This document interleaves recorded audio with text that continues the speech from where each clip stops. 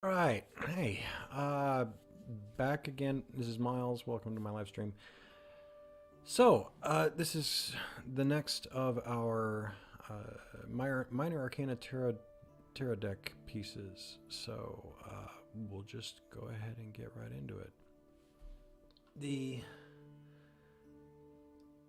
the point of this, I use tarot decks for inspiration. I use them to come up with ways of coming up with new ideas, of new ways of looking at a problem, of new ways of understanding the way my own mind works. Tarot decks originally, it's a game. It's actually originally a card game. It's a 72 card deck with a whole lot of trumps. So it's like playing spades or hearts on steroids, with a couple of special rules around the fool. Anyway, tarot decks have been used as great pieces of art. A lot of in the Renaissance, a lot of artists would make tarot decks for wealthy patrons, for wealthy families, and would incorporate the people of the family and whatnot.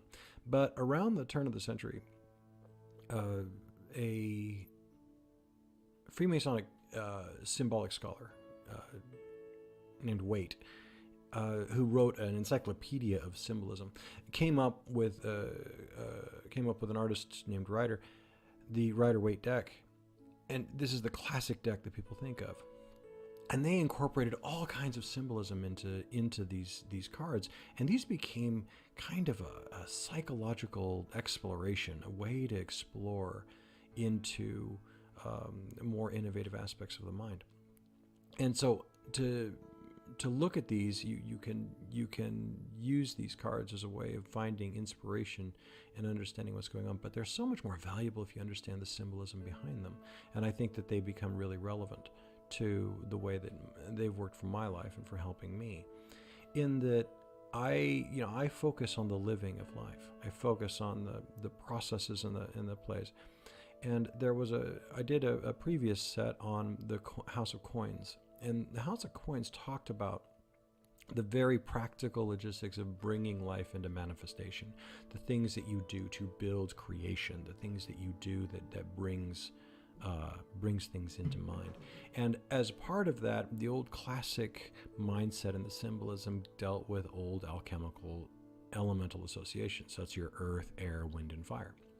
There's a lot of new interpretation of that, but the old classic interpretation of that from the Renaissance period is slightly unique and has really informed what's gone on. I am fascinated with different ways of looking at things, and there's a book called The Three Books of Occult Philosophy, written by Henry Cornelius Agrippa of Nettesheim, so you don't get him confused with the other five Henry Cornelius Agrippas. Anyway, he took unto himself this task of writing down all the knowledge of what was at that time, the specialized knowledge of how the world worked and the secret mysteries there.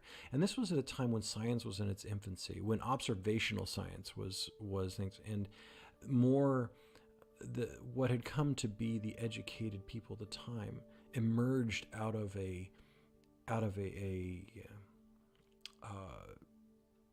Platonic, well, not Platonic, but a Platist, a follower of Plato. I'm not sure what the proper term is there. Maybe somebody can fill me in.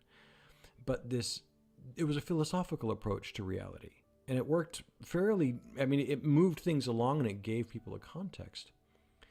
And one of the things that comes out of that is this idea of the elements, and the elements of fire and earth and air and water.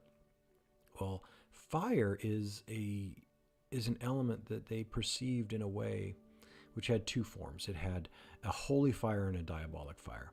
And holy fire was light and warmth and the life-giving energy of the sun, really. And so you can get into the whole discussion of the celebration and worship of the sun of the ancients and all the rest of it. But setting that aside, if you can imagine the feel of a warm day when you're a little cold, the way the sun feels on your skin, that warmth, that it lightens your mood and it elevates your soul. It makes it brings a soft sensation, a positive sensation to things. And this was considered a holy energy. This is an energy of life. You can feel it, because there is a certain experiential aspect, very subjective, but an experiential aspect to the pre-scientific approach of understanding reality. There was not really this separation of reason and sensational experience. And in fact, it was the reason that was being applied to sensory experience, which includes the elevation of the soul, that was used to understand these notions. And the reason why I'm harping on this idea of fire is because that is what the suit of staves, or what I called the house of sticks, I just couldn't resist.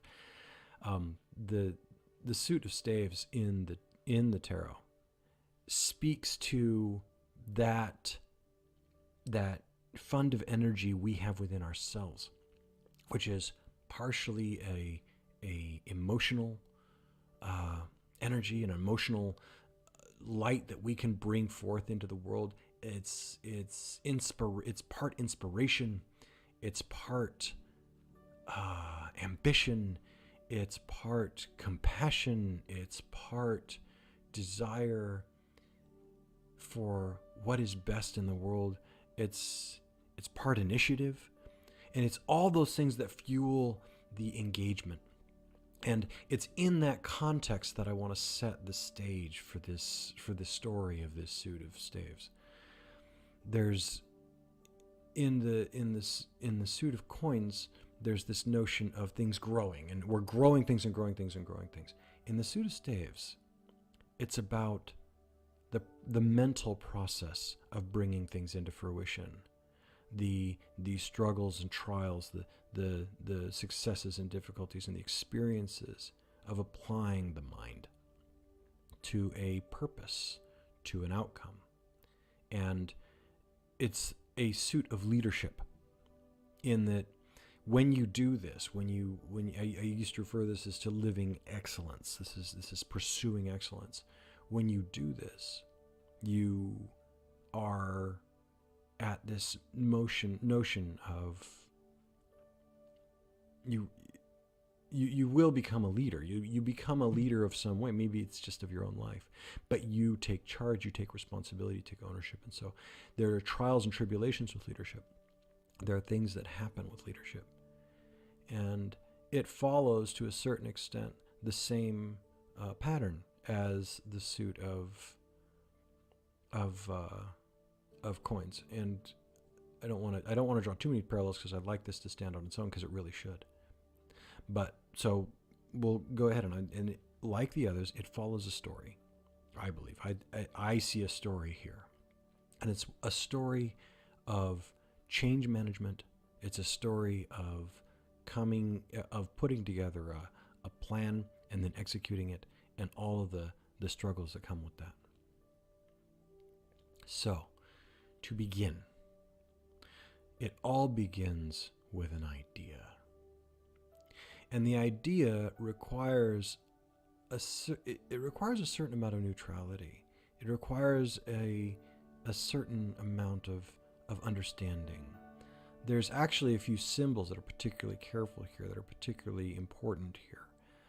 One of them is the globe in the hand. So, talking about understanding the world, being worldly, understanding how it works, understanding that the beauty of the geometry of creation, and how we have all of this beautiful things. It's almost saying, be scientific. Make sure that you understand the circumstance. Take the time to learn about the plan that you want to do, and put those things. Do your planning. Give some thought and structure to it. Now, there's a notion. I want to point out the little rose and lily. That's what those are supposed to represent. The rose and lily cross there in the bottom left. And this is speaking to the totality and the integration of elements. So the rose represents the earth and fire combination. The lily actually represents the water and air combination. And there's no mistake that when you were dealing with England versus France, that you had the rose and the lily, as you have the fleur de lis and you have the Tudor rose. I mean, there's no mistake here. These are powerful symbols historically. And so it's speaking to bringing all of those notions together, whether you're talking about the elemental, whether you're talking about the conflict and the integrations of what's going on historically there. There's just be worldly is the message here. And in the process of coming from this worldly place, coming from this place where you have a good understanding of what's going on around you, make your observation and identify your plan. Put the effort into figuring things out, into looking at how it's going to be. Structure it. This is the application of the intellect in its pre-active moment. This is the exploration of the mind. Think things through. Before you take action, think things through. And that's really it really speaks to the don't be reactionary. Let's engage reason. And I actually suffer from this. I actually have a bit of a habit in my life of having jumped on certain paths, and having, in some cases, having that have provided tremendous benefit, and in other cases, it really creating a lot of disruption and harm. But this is that case where we as human beings, we're not, when we're making the best and when we're doing what we do, we don't live a reactionary life. When we're living a reactionary life, we don't make the best decisions. And so we want to put ourselves in a position where we're not being reactionary, where we actually can think, where we give ourselves time to think, we give ourselves space to think, and that we can plan and organize and structure things to our desire and to find ways to go forward.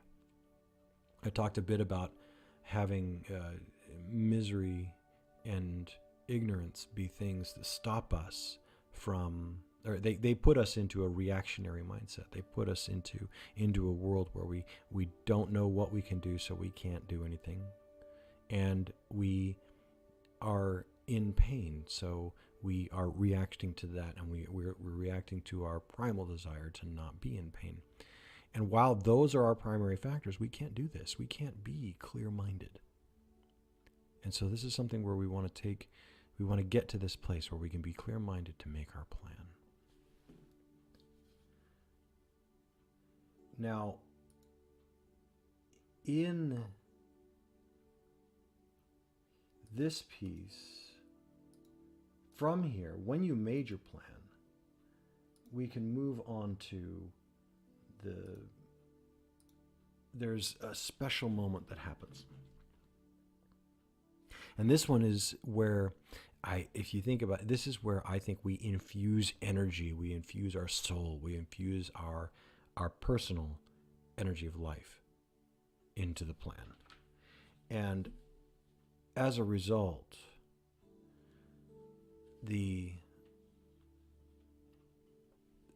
this is where that spark of life gets injected and put in place. But how is it felt? It's the sensation of the anticipation, the excitement, the eagerness, the hesitation, just before we take that committed step. This is that last day, that last moment, just before you step off, just before you go and you commit yourself. That is what this is representing, because the reality is overcoming that fear, overcoming that step and stepping boldly into that threshold, making that leap of faith into, no plan survives day one of actual engagement, but it means that there still needs to be a plan, because that provides the framework that we're going to infuse that spark of our own personal will, our own personal life, our own personal energy into the thing. And this is that moment just before that happens. It's the building up of that energy, which actually looks or feels like hesitation, trepidation, maybe fear, maybe anxiety, maybe excitement, maybe enthusiasm. In fact, one of the things that can be brought up as a lesson here is the difference between the people that really drive forward is this notion that they turn fear into excitement. And so turning fear into excitement is one of those ways that really enthuses and empowers and brings that same energy, and instead of turning it inward on yourself, it turns it outward and sets it in motion and drives it forward. And when you've got that taken care of, when that's your piece, then it's almost like recognize that moment so that you can feel that energy building and then take that step and propel yourself forward, which will bring us into the 4.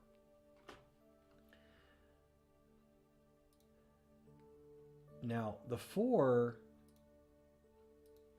is a wedding ceremony. Now, in this case, it's a celebration.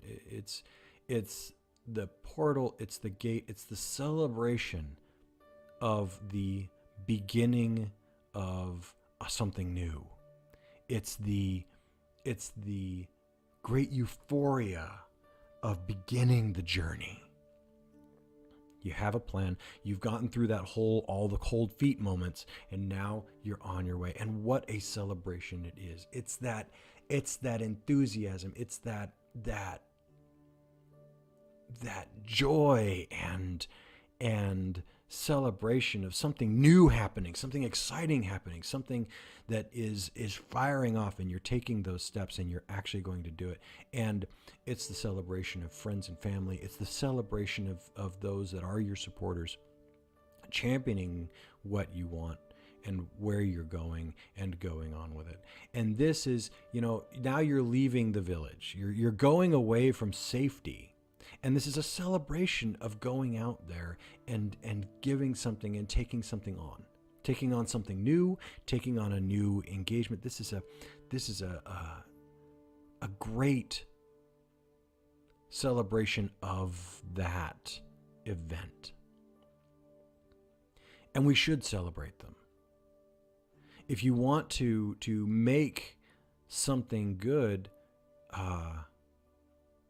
really happen, celebrating initiations, celebrating beginnings is really valuable.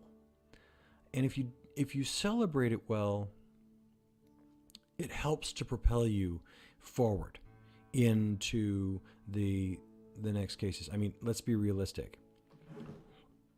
There's a moment that happens after a party. Every year I try to throw a 3-day open door feast at my house, where if you knew me, you come in, I'll feed you, we'll get you some food, some drink, and some good company.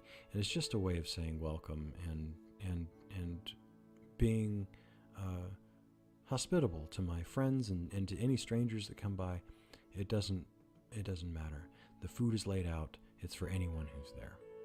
And in the process of this, the thing about a celebration is the day that it's over is a cleanup. And that really is, there's kind of a euphoria and then a come down off of that. And both of that is here, except the cleanup really does come up in the next card to a certain extent. But in this case, this is that celebration of life. When you're engaging in taking on a new plan or taking on something new that you care about, because when we talked about the 3, the emotions are rising because you care about the outcome. And this is the celebration of you making the intention. It's a statement of intent that you're going to build something, that you're going to make something, and you're going to bring it together. Wedding ceremony is a wonderful analogy for this, in that you're saying that we are going to come together and this is going to be our new life together. We're leaving behind what we were, we're moving forward into what we are, and we're going to go and engage in that new life, that new world. Maybe it's the new job, maybe it's the new project. I don't know. But all of these things, they're worth celebrating. Because it's that celebration that sets at ease all of the trepidation that happened and reaffirms that it's a good thing. And this kind of cements that buildup of all that energy in the anxiety, and build up of all that energy in the three, and now the engagement of that energy. It's almost like this celebration method is going to now cement it in place and get things going. So now we'll take on the four.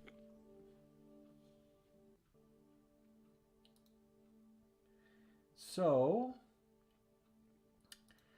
having been a guide of many transitions over the years, having been a manager, having been a mentor, having been a personal coach, having been a life coach, having been just an inspirational person to certain people,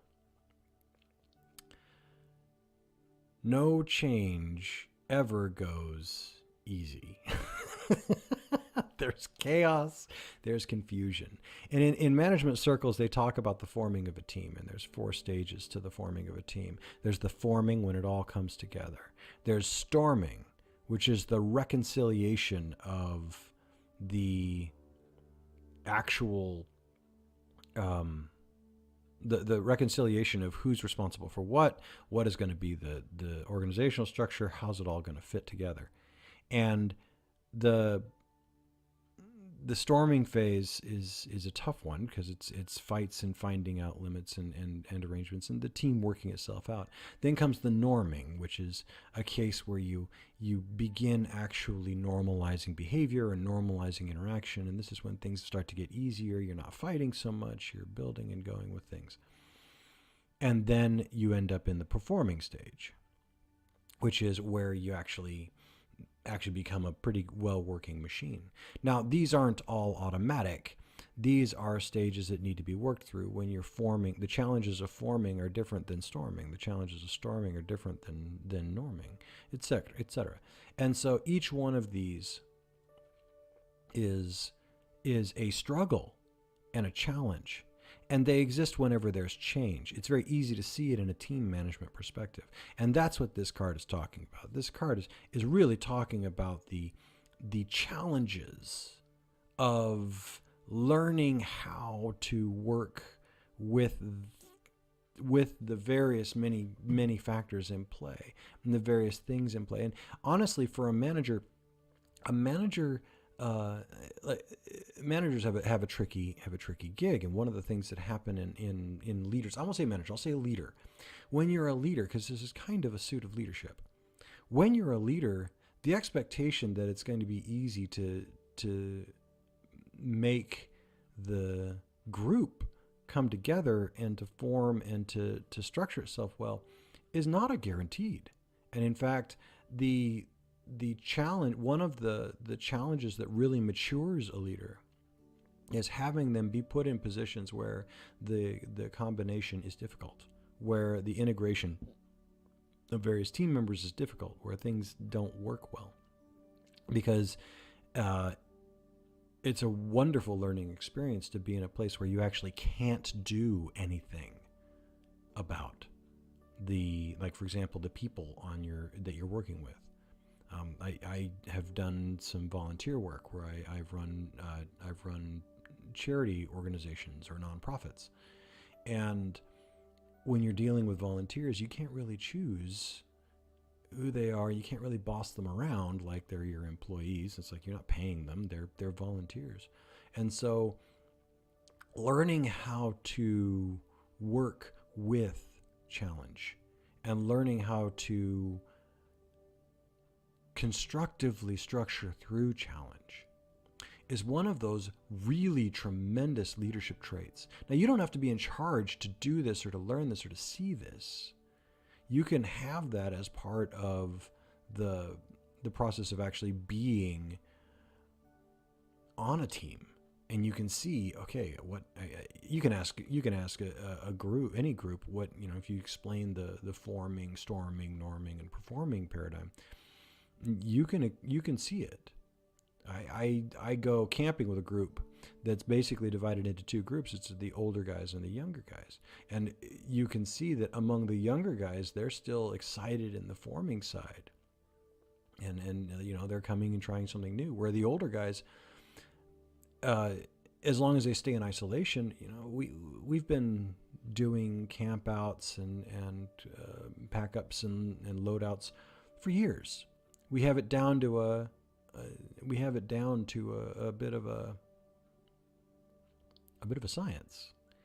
And when we were packing up from our last camp, it just was like, all right, well, the younger guys didn't know what was going on, and so I admit that the older guys, we got a little frustrated with the level of help and participation in some cases, because there's a lot of work that goes into having a really great week-long camp out. And there was frustration on that, but that's okay, because that's the forming and storming portion, and we need to find ways to work through that. Finding ways to work through that, honestly, if you can work through that with as much generosity as possible, that's the best way to go about it. But it means setting aside so much of your ego in a way that for some people, honestly, either they shouldn't, because that you also need to draw boundaries, or you can't, because of various needs to keeping people safe, keeping yourself safe. And so there's real struggle and real challenge there for leaders that are going to work with new things. And that's what this is about. This card is about that challenge age, that challenge stage. And it's really a tough one. It's really tricky. But you do get through it. And when you get through it, we move on. And that's when we come to the 6. Now, this is when, what I always like to think about this as the old Roman triumph. It's not accurate, but he has a wreath on his head, and he's got his wreath on his staff, and you've got the other people following and walking along, celebrating him. This is the notion of things are starting to come together, or there's the leader and the general of his troops. This is when the team is formed, or the group is now ready to go. The mission, all the various variables of the mission have now come forward and come together. And you are ready to actually go and engage and get involved in the work that's going to be forming the team. Getting all the unreconciled things reconciled is a huge step. And then there comes to leading, which is identifying the direction, taking that direction, and allowing others to follow you. This is something that some people, particularly in the servant leadership environment, really dislike. And the people that champion servant leadership really do think that this kind of leading from the front is less than ideal. And I think there's a balance between the two. I think you need the visionary. I think you need the one who's going to basically produce the vision. You need the one that's going to carry it forward. And that's what this card is referring to, is being or taking that vision forward. actually taking point, actually going and blazing forward and bringing all of that you've cultivated and brought with you, bringing that in with you and following, allowing that to follow you, allowing that to carry you, or allowing that to now do the work that you wanted it to do. We've put all this work into reconciling our efforts. Now let's put those efforts to application. And those efforts leading to application, I need to remind you, this is all a mental exercise. This is all an emotional exercise. This is, when I say it's a mental exercise, it is the amalgam of reason and emotion. Because reason is often, it needs to interplay with that energy of inspiration. It needs to interplay with that, and putting those two together in order to make the map mean something, to make the plan mean something. To plan and not to execute is just to sit around and pontificate. It's intellectual and has a value of its own, but it isn't going to actually manifest anything. And I believe in manifesting value is really what we're here to do. So I want to make sure we do that. And so this is bringing that energy into play, and now having a vision and knowing where you're going and taking all that you've built with it and carrying it forward. Which leads us into the next one. Because when you start having a vision and you start carrying things forward, you are going to meet resistance. And this is what kind of resistance you're going to meet. It doesn't mean hostile resistance necessarily. It doesn't necessarily mean that we have to get into a fight, but it does mean that there are going to be things to overcome, whether that's our own internal fears, our own internal hesitations, our own internal roadblocks, or whether that's external factors. It's competition, or it's people who don't agree, or it's something else. There is going to be resistance to overcome. And that resistance is fatiguing. That resistance is exhausting. That resistance, in the moment, we're usually making very rash, very quick decisions in order to respond to the instantaneous things that come up. I look at this as a fight. There's being a bit of a martial artist. One of the things that you learn, the whole point of martial arts is to make it so that you have choices when your body and emotional responses, your mental capabilities, are taking choices away. When your brain responds to conflict, it reduces your options. And training and routine and practice are what allow us to draw on automatic responses during those times so that we can make use of that in the context of in that case, in the context of combat. When I was in the Army, we would train in our routines endlessly. And in the one occasion where I actually needed to use my training, I was glad we had it, because when I needed my gun to fire, it misfired. And our training made it so misfire, automatically, go, chuck, clear, get it going, and we were ready to go. And it took almost no time. It was almost instantaneously. It was ridiculously how fast we were able to clear and reset that misfire. And it's the training that made it so that misfire, trigger this event and go and do this. Martial arts is the same thing. There's a physical training to the way that your body moves, and you're basically training your body to move in ways that give it a unfair advantage in a martial context automatically based on certain triggers, so that we can go ahead and do that. I use this in my intellectual world. In my world, the thing that I do is I call them red flags.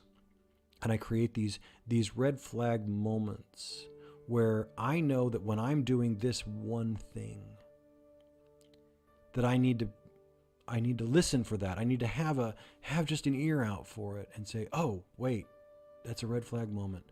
Am I stepping into something that I shouldn't have? I had a conversation with somebody the other day where I noticed that they use a certain expletive every time that they get frustrated and give up. And when they have that sensation of giving up, they always say the exact same thing every time. And this is a wonderful thing to find these routines, because I said, hey, this is a key. This is a note. This is a red flag that says you're giving up. So I look for red flags. I look for things, and I can't usually find them in the moment. In the moment, I'm usually just fending off whatever's going on. But in that moment, there's the possibility of identifying a red flag. And so I could use that red flag to try to keep my mind engaged and to give myself pause and to see if I'm doing the right thing, or see if I'm taking the right strategy, if I'm taking the right pace forward. And I've had to learn this over years. This didn't happen. I used to think of this card as the glory of the great fight. And I don't see it that way anymore. Now I see it as the panic. The panic of the great fight. Because we don't want things going that way. We want everything moving to purpose. We want everything moving together. We want unity of idea and intention and of focus. And the way that gets represented is what comes next. After we've pushed through the conflict, after we've pushed through what's gone on, we can add the next element, which is when everything comes in harmony and everything's moving the same direction and everything's moving together. The power of unity, the power of common cause, the power of shared intent is massive. And I'm not interested in building it's what's the word? Not coalition. Consensus in a way that says we're all going, we're going to negotiate to you give up some, I give up some, and we're going to compromise. That's the word I'm looking for. I'm not looking for compromise in this. I'm looking for unity of will. I'm looking to bring everything together, and I want to work with those that are with me. And I want to work together with those, because together, when you have people of aligned purpose, an aligned goal, an aligned ambition, when everyone's on board and everyone knows what they're doing and everybody knows their role, it's amazing how much this unity of people who agree and are willing to work can put things together and make happen. It moves worlds. It changes everything. And I'm blown away by it. And so here is this notion, here is this place. When you've pushed through all the conflicts, when you've gotten over all the struggles, you've built your team, you've gotten through all the struggles of having to work with different minds and different ambitions, you've got everybody of unified vision, and now you see the obstacles, and you've pushed through those obstacles, or you're pushing through those obstacles, but everyone's coming together. When you come together, what a powerful and brilliant and amazing thing you can accomplish. This is the vehicle of magnificent change. And it is the best and most, when it's put to the most beneficial parts of man, when it's put to the greatest causes, when it's put to the most benevolent purpose, it is amazing. And I have had this experience in two places in my life, and two very obvious ones, a few others that are individual, but when it comes to large groups and working together in large groups. One was in the army. When I was in the army, I went to Bosnia, and we were trying to restore peace to a people that really hadn't seen any in a few years. And it was hard, but when everything came together, when everyone worked together, it made life better. It restored a city that was destroyed, neighbor to neighbor. And they were able to come back together and begin to rebuild that city into something truly magnificent. The second thing is in my professional life, I worked in cybersecurity. So my entire vision in life was about helping keep people safe from cyber criminals and from cyber threat. And that's a really, really, the importance of that job can't be overstated.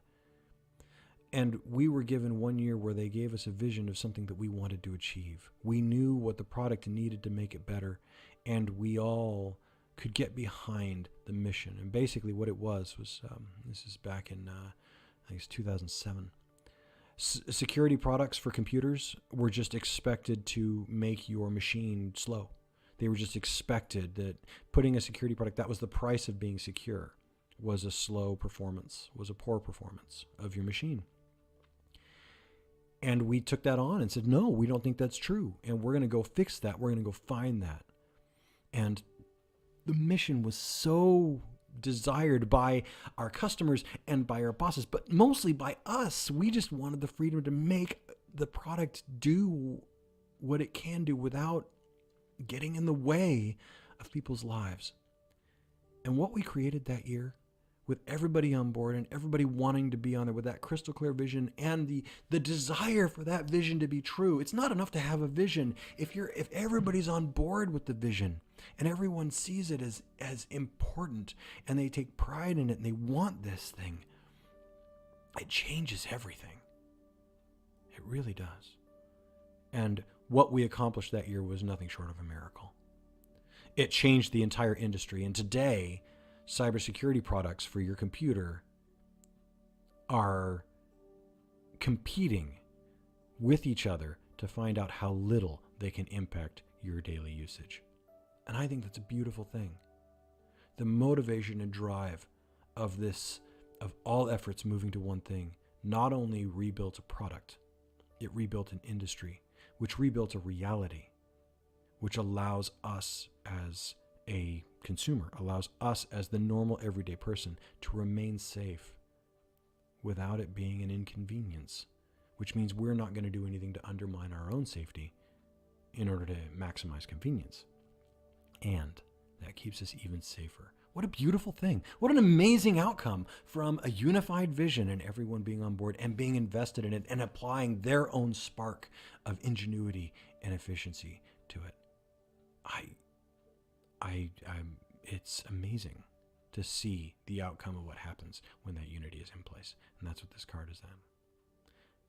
Now, on the other side comes after the accomplishment of this mission, there is a bit of recovery.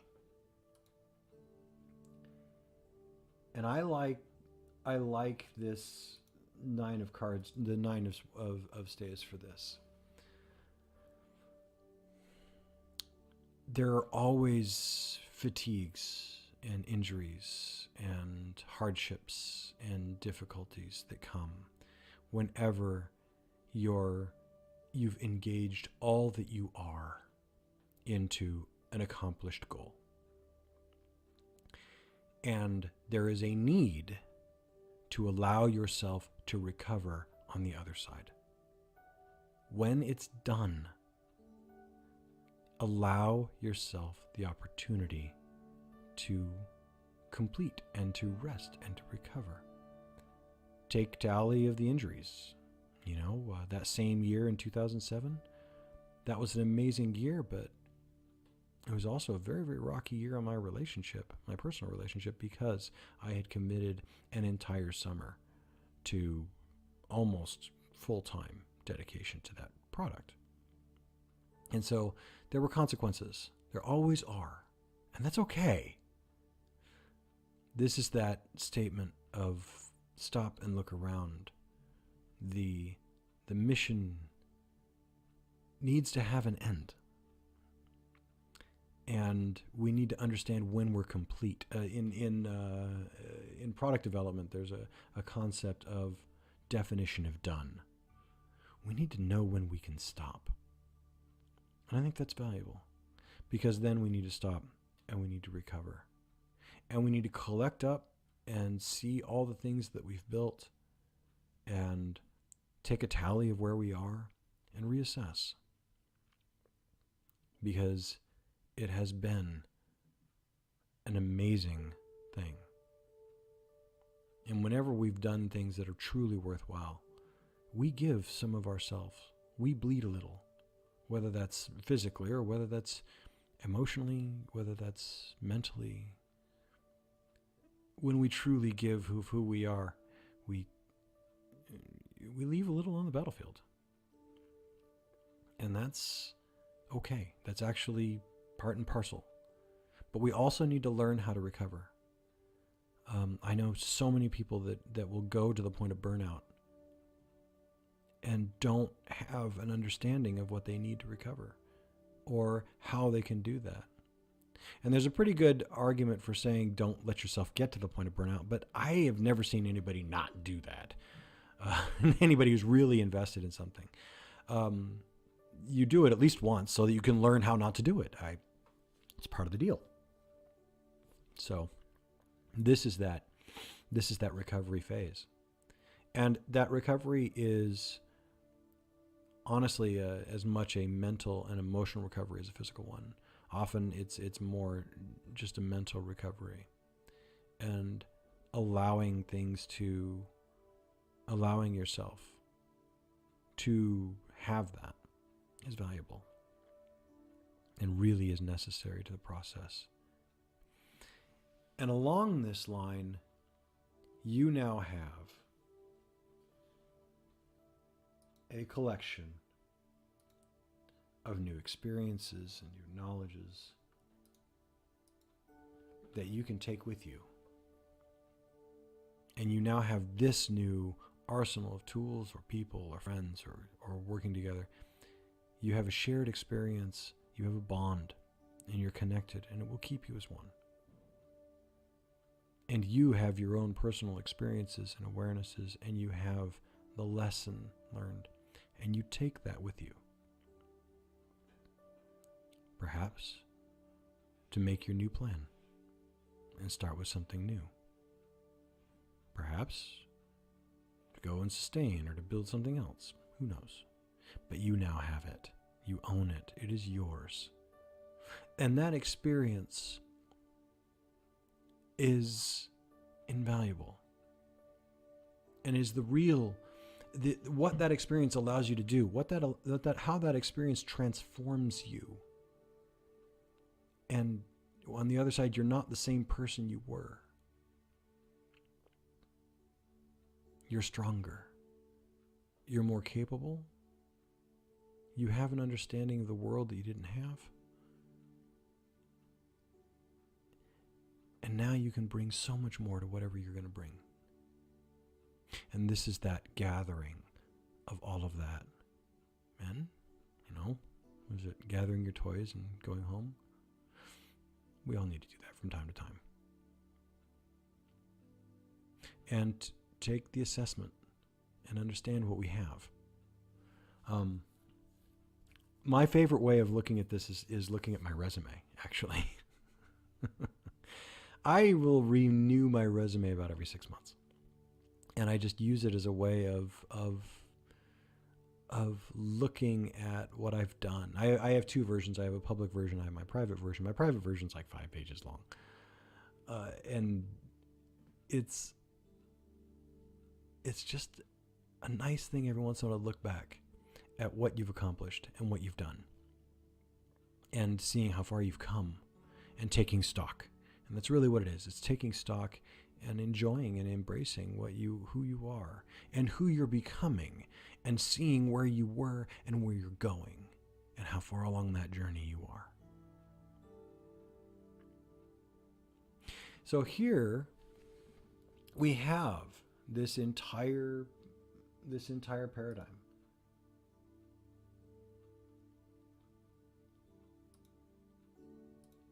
This is the suit. This is the story of the suit of wands. It's the story of bringing what I consider the divine light within the self, the divine spark within the self, that mingling of intellect, foresight, planning, reason, study, evaluation, and desire, and invention, and initiative, coupled with the fortitude to continue to use the mind to reconcile through all the challenges that are going to happen, and then put into effect this interaction that then allows us to all work together toward common goal, and then the preservation of self. This is a blending of the, rather than the material aspect of it, this is that mental aspect of it, which includes certain feelings. It includes certain experiential notions. And I'm really, this kind of reflection, this kind of reviewing the story allows me every now and then to see, maybe kind of identify where I'm at. I mean, this is a really useful suit for me in looking at managerial stuff, because it keeps me honest. If I see a card and I'm like, well, that's not reflective of what we're doing, then maybe it's something that I need to be looking toward. Like, for example, when I see the 8 and I'm like, oh, that's what we're after. We're after that uniformity of vision and intent. Or when I see a 6 and I say, oh, well, maybe I need to bring more vision. Maybe I need to bring more direction to it. It's just whatever the thoughts come to mind, that's the triggering. But this is the story that goes along with these thoughts, and this is the story that plays out as I use this as a tool for reflection. So there you go. That's the House of Sticks, or the suit of wands, or staves, depending on how you want to go with it. I want to say thank you, particularly to my patron, Katie Mullally. She's a contributor on Patreon. If you'd like to be a patron for me, it'd be nice to have you. For $1 contribution on Patreon, get you onto that'll get you onto the Discord, and we can chat while I'm working. Say hello, see what's up. For $5 contribution, get your name up in lights. But I really want to thank you, Katie, for being a supporter, and I really do appreciate that. I also really appreciate the subscriptions that I'm getting recently. I've had quite a few added to the YouTube channel, and I really appreciate that. And for you guys here on Twitch, thank you so much. All right, that will do it for today. So we'll wrap this up, and it's been good talking to you. Figure out what we're going to do for the next one.